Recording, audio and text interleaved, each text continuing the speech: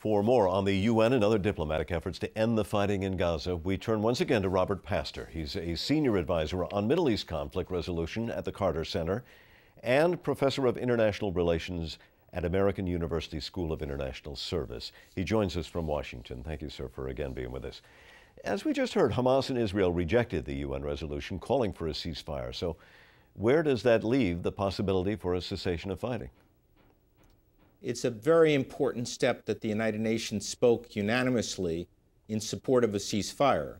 But we have a long way to go to implement the ceasefire. On the one hand, both Israel and Hamas have to agree to the basic principles in that. And then secondly, they have to agree on a mechanism that will ensure full enforcement and implementation of those principles. Well, we have a lot of countries that have been actively involved in trying to come up with some sort of ceasefire. You have France, Egypt, and Turkey. They've been heavily involved in doing that. Are we seeing the American influence in this region waning? Is that an indication we're being eclipsed here? It's good that the United States stopped opposing the UN Security Council ceasefire resolution.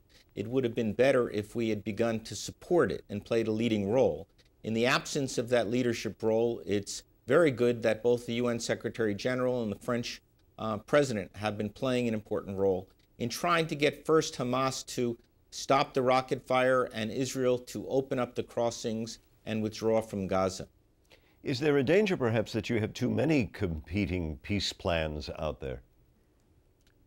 There might be, but I think right now the greater danger is that there is an inadequate, not adequate, a number of mediators that are applying enough pressure on both sides to ensure that they will accept the ceasefire. Do you think then that we are close to a resolution, a ceasefire, or could it still be some time off? I hope we are, but I fear we're not. For Hamas to fully accept the ceasefire, they're going to have to see Israel withdraw.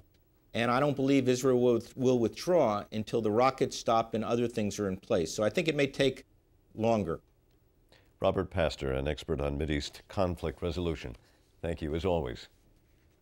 Thank you.